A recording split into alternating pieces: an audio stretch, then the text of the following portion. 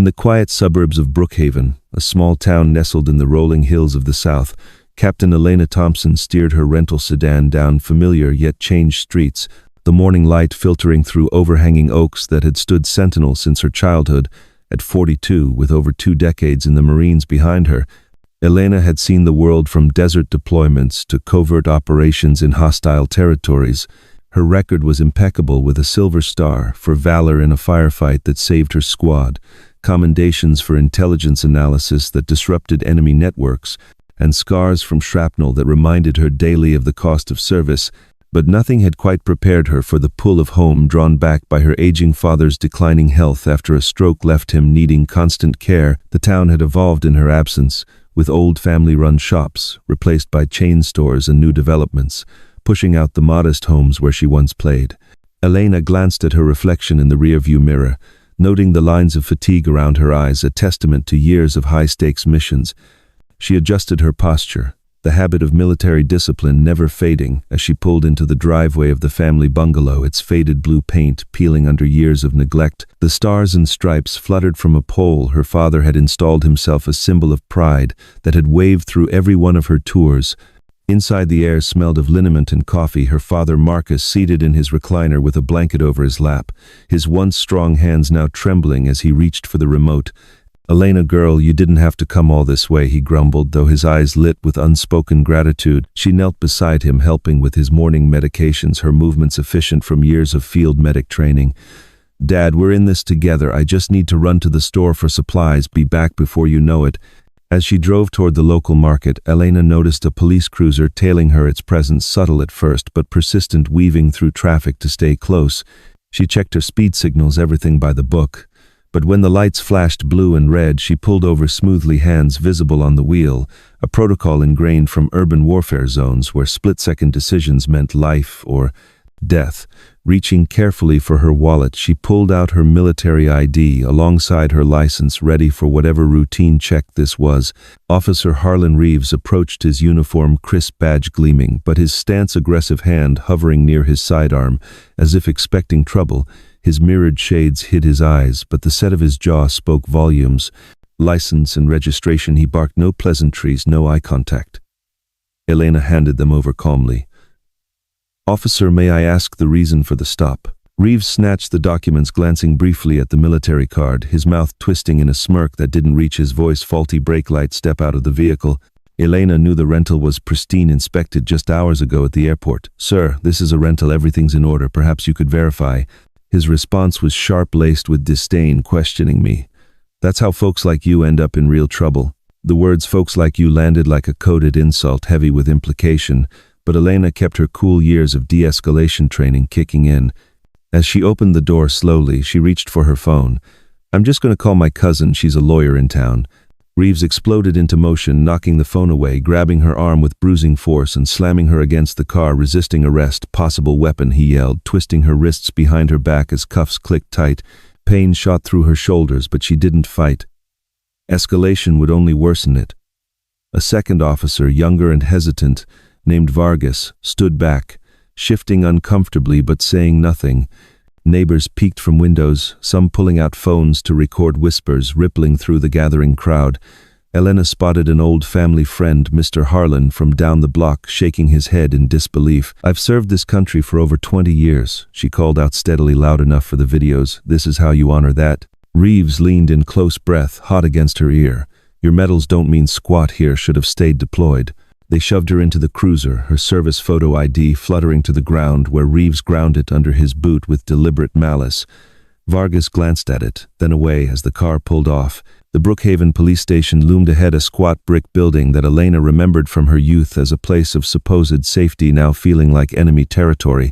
Inside, the fluorescent buzz and scent of bleach assaulted her senses as Reeves marched her through processing cuffs, digging deeper when she winced. At the desk, Sergeant Lyle Dawson looked up lazily, his paunch straining, his shirt eyes flicking over her with disinterest. "Another one. Huh, name?" "Captain Elena Thompson, United States Marines," she replied crisply. Dawson chuckled derisively. "Not here. You're not here. You're just trouble. Any priors? None. Clean record from service." He snorted. "Thank you for your service." The words twisted into mockery.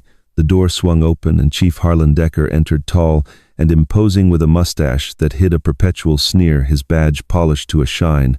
"What's this?" he demanded. Reeves straightened, resisting assault on an officer, and look what turned up in her car. He produced a baggie of white powder from his pocket. Elena's blood ran cold. "That's planted. I've never touched drugs. Military tests prove it." Decker eyed her coldly, accusing my officer. "That's bold. Got proof." He stepped closer, breath reeking of tobacco. "Military card.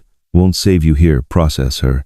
As Reeves dragged her away, Elena noted the security cameras light off suspiciously. Corridors echoed with disdainful stares from officers, some whispering slurs under their breath. Vargas trailed, looking increasingly uneasy. The holding cell held a mix of detainees, all minorities, their faces etched with resignation. Reeves uncuffed her, roughly shoving her in. "Enjoy the stay." "Captain," he sneered. Vargas lingered, slipping her a bottle of water when no one watched. "Thanks," she murmured, sensing his conflict. An older detainee, Rufus, made space on the bench. "What'd they get you for?" "Phony stop, planted evidence." Rufus nodded knowingly. "Standard procedure, been happening forever, under Decker." A younger man, Theo, perked up. "Wait, Elena Thompson, the Marine who took down that insurgent cell single-handed," she confirmed, surprised. Theo grinned faintly. "Saw it on the news. They picked the wrong vet to mess with." Over the next minutes, stories poured out, profiling, beatings, quotas filled on backs of the vulnerable. Decker had systematized it, they said, with ties to shady dealings. Elena filed it all away, her intel training turning captivity into opportunity. Through the bars, she glimpsed Decker and Reeves arguing in a glass office, gestures tense. "She'll learn respect," his voice carried faintly. Unseen in a federal office, miles away, Agent Marcus Hale pinned another pin on a board mapping Brookhaven's rot, his team closing in on the web of deceit that would soon unravel everything. The investigation had been building for months, with whispers from insiders and digital trails leading to payoffs and protected routes for illicit goods. Hale, a seasoned investigator with a background in dismantling organized crime rings, knew the signs all too well, the way small towns like this could hide big secrets under layers of local loyalty and fear. His team, diverse and dedicated, included specialists in forensics and cyber tracking, each piece fitting into a puzzle that revealed not just individual misconduct, but a structured operation that profited from the very community it was meant to serve. As the call came in about Elena's stop, Hale's instincts flared. This was the spark they needed, the moment to strike before the rot spread further or claimed another innocent life. Coordinates were set, teams briefed, and the machinery of justice began to turn toward Brookhaven with the precision of a well-oiled unit, ready to expose the truth hidden in plain sight. Elena, in her cell, pieced together the patterns from overheard conversations and observed behaviors, noting how certain officers avoided eye contact, while others strutted with impunity. The detainees shared more details about how the department targeted those who stood out or spoke up, creating a climate of silence that allowed the cycle to continue. Rufus recounted years of seeing friends harassed for minor infractions that escalated into major charges, all to meet invisible quotas that benefited the higher-ups. Theo added stories of youth programs cut while budgets swelled for equipment that never seemed to materialize, suggesting funds diverted elsewhere. Elena's mind raced, connecting these local grievances to larger patterns she had seen in her career, where corruption undermined stability and trust. She wondered if this was isolated or part of something bigger, a network that extended beyond the town's borders. Little did she know that Hale's board mapped exactly that, with lines crossing state lines and linking to international flows that her own past work had brushed against. The tension in the station built as Reeves returned, his face flushed with anticipation, key in hand. "Time for a chat." "Captain Chief wants privacy." Elena tensed. Privacy meant danger, isolated from witnesses and records, but she noted Vargas's odd behavior, checking his watch and positioning near an exit as if anticipating something. "Paperwork first," he suggested, voice neutral.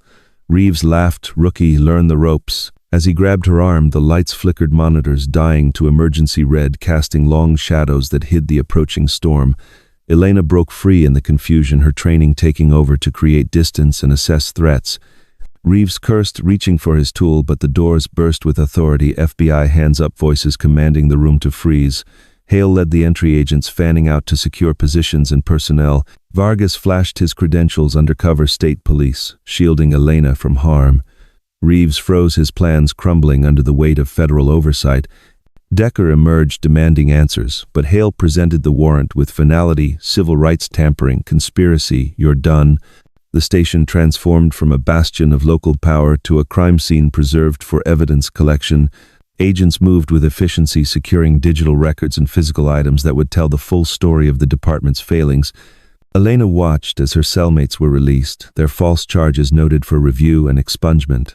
The community outside began to stir, with news spreading like wildfire, drawing supporters and the curious to witness the shift. Hale uncuffed her, apologizing for the delay. "Captain, we were close." She demanded context, and he provided the overview of the long-running probe, her arrival accelerating the timeline due to the risks she unknowingly posed. The links to her military intelligence work on financial trails that looped back to this very town, surprising her with their coincidence yet logical in the web of global connections. As the night unfolded, debriefs began in repurposed offices. Elena's father arrived, wheeled in by her cousin, his face a mix of worry and pride at seeing her free. The revelations continued, with evidence pouring in from seized drives, showing years of misconduct documented in careless detail. The transformation from detainee to key witness felt surreal, but empowering as Elena contributed her observations to the growing case file. The chapter of her homecoming closing not with defeat but with the promise of accountability and change, as the trap that had ensnared her became the catalyst for broader justice. The quiet town of Brookhaven forever altered by the events that unfolded in those tense hours, where one woman's return sparked the downfall of a corrupt regime and the beginning of a new era focused on fairness and respect for all who called it home. The echoes of that morning stopped resonating through the community as stories shared and bonds strengthened in the face of adversity. Elena's resolve hardening as she looked forward to the work ahead, knowing that her service continued in a different form, defending the principles she had sworn to uphold both abroad and now at the heart of her origins. Deep in the underbelly of federal operations, in a dimly lit room filled with monitors and case files, Agent Marcus Hale paced before his team, the weight of 2 years' work pressing on him like an unseen enemy. A former Navy SEAL turned FBI specialist in corruption, Hale had chased leads from coast to coast, but Brookhaven's web was a beast of its own, with racial bias woven into drug rings, payoffs to judges, and a department that operated like a cartel outpost. "We've got 22 complaints this quarter. Alone," he told his analysts, pointing to red threads linking Chief Decker to offshore accounts. His partner, tech specialist Lena Kim, nodded from her station. "The bugs we planted in their upgrade are gold audio from Decker's office. Confirms the laundering." Hale's phone vibrated, a call from insider contact attorney Lena Brooks, no relation to the chief, but a fierce advocate who'd fed them tips for months. "Hale, it's bad. Captain Elena Thompson just got pulled over by Reeves. She's a Marine vet, clean as plash. They come." Hale's jaw tightened. "The one from the Belize op, her intel tied into our cartel trail." Brooks confirmed. "Stay back, we're activating now." The room sprang to life. Gear assembled, tactical teams alerted. Kim pulled up. Elena's file, her work disrupted. The same money flow we're tracking. Decker must have flagged her return. Hale nodded. "This accelerates everything." Kim ping. "Our undercover Vargas should be on shift." A coded message went out. Response: "Swift, Thompson, in holding Reeves, planted gear." Decker's circling upstairs. Hale briefed Director Elena Vasquez. "We plan to hit next week. But this vet's arrest, it's no coincidence. She's a threat they don't even fully grasp." Vasquez weighed it. "Rushing risks the judges and the full network." Hale pushed. "If they connect her dots, she's dead. Authorization granted. Make it stick." Teams mobilized, positions taken around the station inside. Elena gathered intel from shadows, cameras off in key spots. Officers pocketing fees, whispers of shipments protected. Reeves returned, key in hand. "Time for a chat, Captain. Chief wants privacy." Elena tensed. Privacy meant danger. Vargas hovered, checking his watch, oddly edging toward an exit paperwork. First he suggested voice neutral. Reeves laughed. "Rookie learn." The ropes, as he grabbed her monitors, flickered out, power dipping to red emergency glow, casting long shadows that hid the approaching storm. Elena broke free in the confusion, her training taking over to create space and assess threats. Reeves cursed, reaching for his tool. But the doors burst with authority. FBI hands up, voices commanding the room to freeze. Hale led the entry agents, fanning out to secure positions and personnel. Vargas flashed his badge, undercover state police. He shielded Elena. Reeves froze, his plans crumbling under the weight of federal oversight. Decker emerged, demanding answers, but Hale presented the warrant with finality: civil rights, tampering conspiracy, you're done, chaos. Ensued. Compliant officers knelt. Protesters yelled for Reps Kim. Secured servers, her takedown of a fleeing Reeves textbook zip ties, snapping as he raged. Hale uncuffed Elena. Captain, apologies, we were close. She demanded context, and he provided the overview of the long-running probe, her arrival. Accelerating the timeline due to the risks, she unknowingly posed the links to her military intelligence work on financial trails that looped back to this very town, surprising her with their coincidence, yet logical in the web of global connections. As the night unfolded, debriefs began in repurposed offices. Elena's father arrived, wheeled in by her cousin, his face a mix of worry and pride at seeing her free. The revelations continued, with evidence pouring in from seized drives showing years of misconduct, documented in careless detail. The transformation from detainee to key witness felt surreal but empowering. As Elena contributed her observations to the growing case file, the chapter of shadows converging, closing not with fear, but with the storm breaking open paths to clarity and resolution. As the once oppressive station became a hub of investigative activity, agents cataloging files, interviewing personnel, and coordinating with external units to widen the net. The community outside stirred, with whispers turning to discussions as news leaked, drawing supporters who had long suspected but feared. Speaking out, Elena's cellmates now freed, shared hugs and promises to stay connected, their shared experience forging bonds that would aid in future advocacy. Hale's team expanded the scope, pulling in data that linked local operations to broader networks involving cross-state collaborations that had evaded detection for years. Kim's digital forensics uncovered encrypted communications, revealing schedules for protected transports and distributions, disguised as routine patrols. The patterns emerged like a map of hidden routes that funneled resources through the town. Under the guise of law enforcement, Elena marveled at the irony. Her port enforcement career spent dismantling similar structures overseas now applied to her own backyard, where the threats were cloaked in badges rather than uniforms of foreign foes. Vargas debriefed in a side room, his months undercover a trove of first-hand accounts that corroborated the plies, digital evidence. His hesitation during the arrest, now explained as calculated restraint to avoid blowing, cover the relief on his face palpable as he shed the role that had weighed heavy on his conscience. Decker in custody ranted about overreach, but his words fell on deaf ears as agents presented him with preliminary findings that left no room for denial. Reeves, similarly restrained, spat accusations of betrayal, but the web of his own actions ensnared him tightly, with logs showing repeated instances of fabricated reports and coerced statements. The station's atmosphere shifted from tension to methodical progress as federal protocols took hold, ensuring every step was documented for transparency, a stark contrast to the department's past practices. Elena's father in the waiting area shared stories with arriving family members, his pride in her resilience shining through.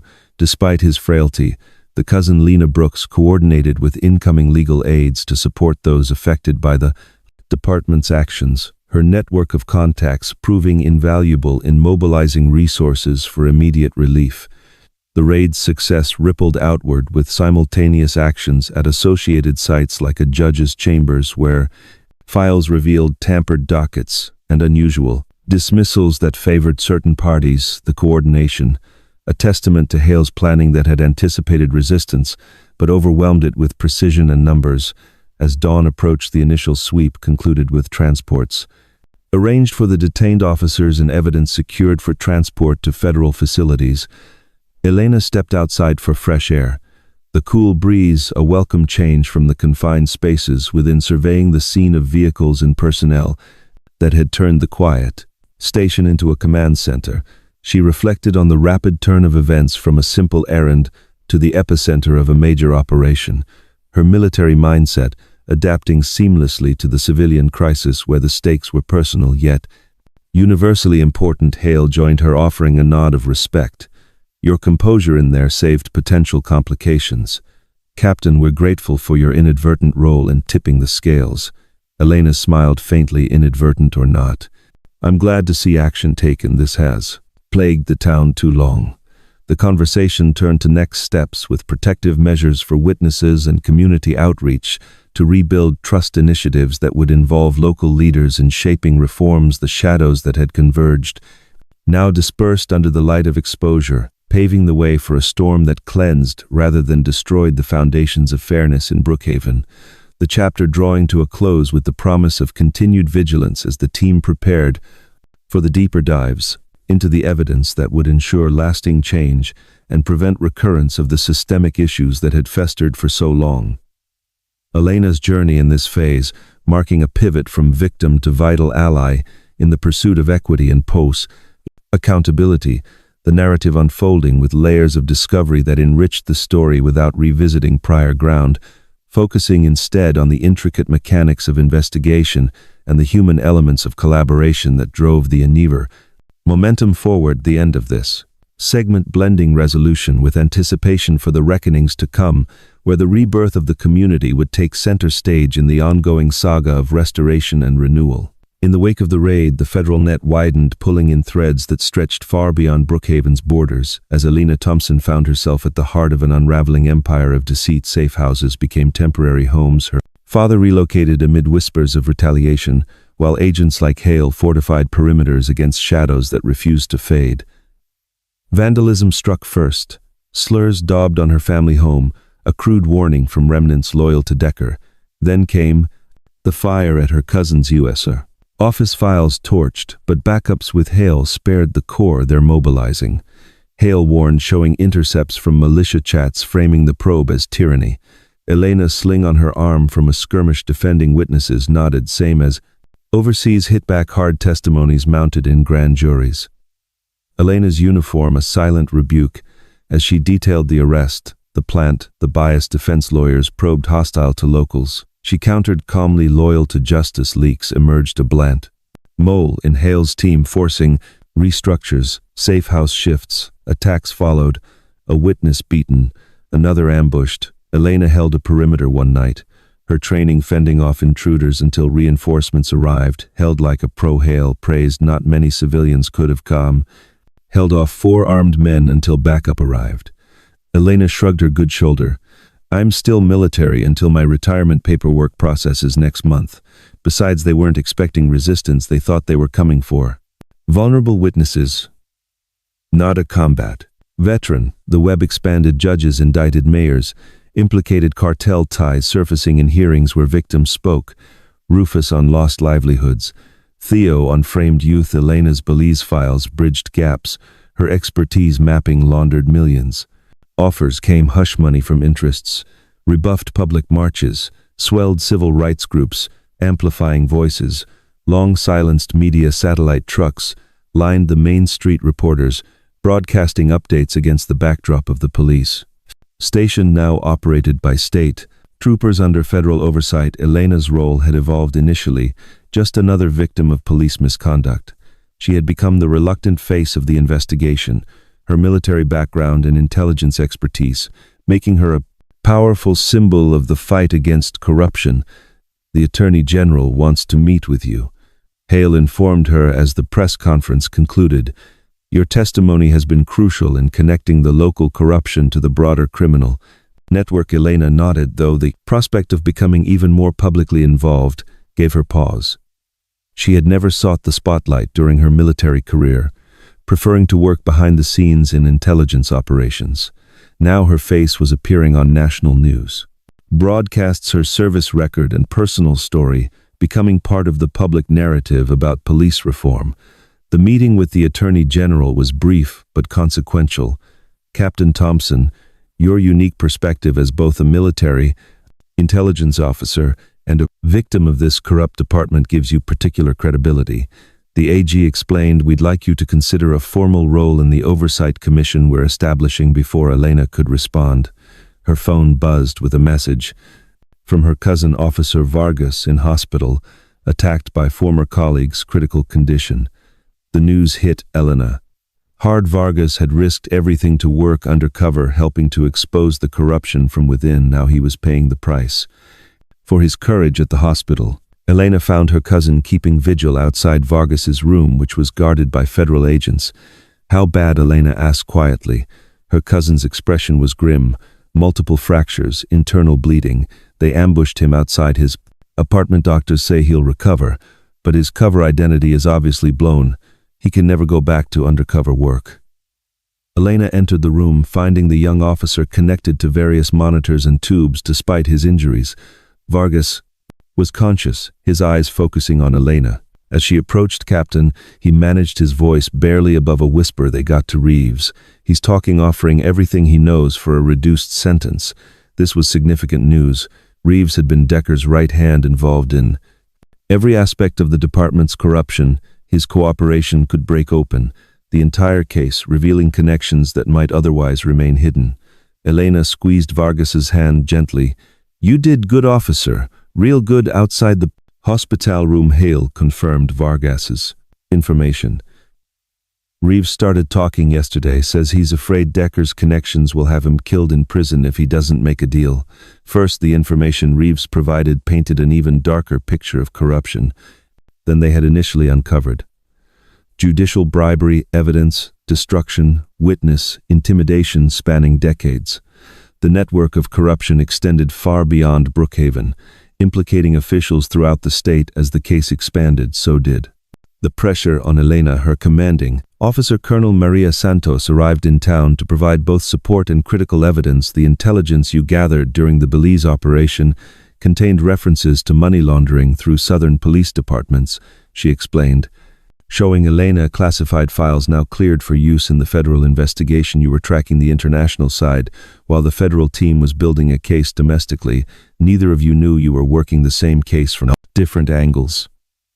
The coincidence seemed almost too perfect, but Elena had seen stranger convergences during her military career. Complex criminal networks often created unexpected connections, particularly when they operated across international boundaries. Public hearings began the following week, with victims of police misconduct testifying about their experiences. Elena watched as person after person described abuse, false arrests, evidence planting, and intimidation. Rufus testified about decades of tulipros, harassment that had destroyed businesses and broken families in the community. "They didn't just enforce the law unfairly," he explained to the committee. "They used the law as a weapon to keep us down, keep us afraid, keep us from prospering." Elena's own testimony was scheduled for the final day of hearings. As she prepared her statement, she received an unexpected offer, a settlement proposal that would drop all pending charges against Reeves and several other officers in exchange for Elena's silence and a substantial financial payment. The document was delivered by a prestigious law firm representing concerned business interests in the region. Elena brought the offer directly to Hale and the federal prosecutors. "They're getting desperate," Hale observed. "This proves how high up the corruption goes. These concerned business interests are worried about what else might be exposed if the case continues." Elena had never been motivated by money, and she certainly wasn't going to be bought off now. "Tell them I declined their generous offer," she told the federal prosecutor. "I'd rather see justice than a payday." The night before her scheduled testimony, Elena visited her childhood home, now repaired and protected by federal agents. After the vandalism, her father insisted on making her favorite meal, as he had done before, every important day in Elena's life. "I'm proud of you," Marcus said as they sat together on the porch swing, "not just for your military service, but for standing up now." Here at home, Elena leaned against her father's shoulder, feeling both the weight of responsibility and the strength of purpose. "I've been thinking about something you said when this all started," she replied, "about coming home, not just for you, but for Brookhaven. I think you were right." Marcus nodded slowly. "This town raised you, gave you values, then sent you out into the world. Some parts of it tried to corrupt those values, but they didn't succeed. Now you're helping Brookhaven find its way back to what it should have been all along." As darkness fell over the town, Elena thought about the journey from her arrest to this moment. What had begun as a simple traffic stop had evolved into a nationwide examination of police corruption and systemic issues. Sometimes transformation required disruption, breaking things down to build them back better. In military operations, she had helped nations rebuild governance after conflict. Now she was doing the same for her hometown, helping to create systems of accountability where corruption had flourished tomorrow, she would tell her story to the world, not just as Captain Elena Thompson, decorated military officer, but as a daughter of Brookhaven fighting for the community that had shaped her. The truth would be her weapon: justice, her mission, and the future of her hometown. The prize worth fighting for 1 year after the federal raid on Brookhaven Police Department. Elena Thompson stood at a podium outside the renovated station building, watching as 20 new officers raised their right hands to take the oath of service. The graduating class represented a transformation, diverse in race, gender, and background. Each recruit, having passed enhanced screening and training, focused not just on law enforcement, but on community service and civil rights protection. Today marks not an end, but a beginning, Elena stated, her voice carrying across the assembled crowd of community members, media, and officials. These officers before you have committed themselves not just to enforcing laws, but to upholding justice.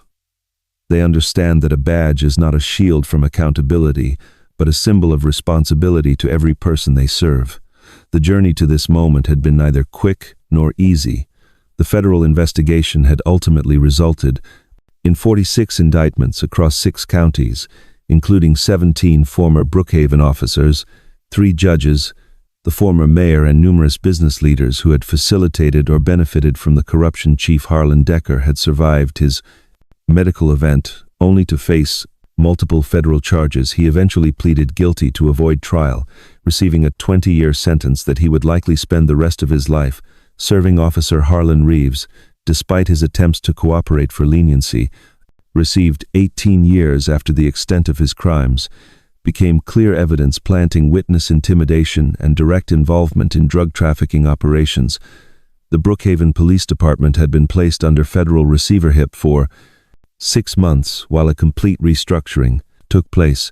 Every aspect of the department had been rebuilt from the ground up: new policies, new training, new oversight mechanisms, and most importantly, new personnel vetted thoroughly for both competence and character.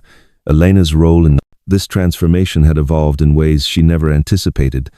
The Department of Justice had appointed her to the Oversight Committee, where her military experience in rebuilding governance systems in conflict zones proved unexpectedly relevant to reforming a corrupted Dallas Police Department. When the committee's work concluded, the newly established Community Review Board had unanimously requested that Elena consider a more permanent position.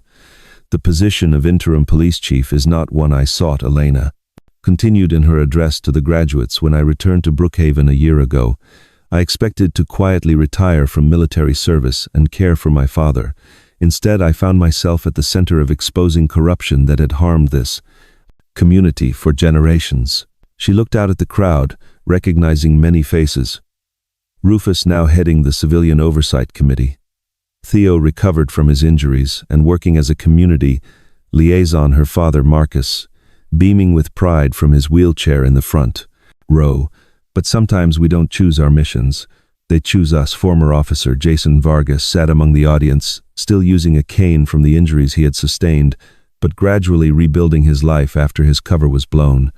Returning to undercover work had been impossible. Elena had offered him a position as a training officer in the new department, focusing on ethics and integrity.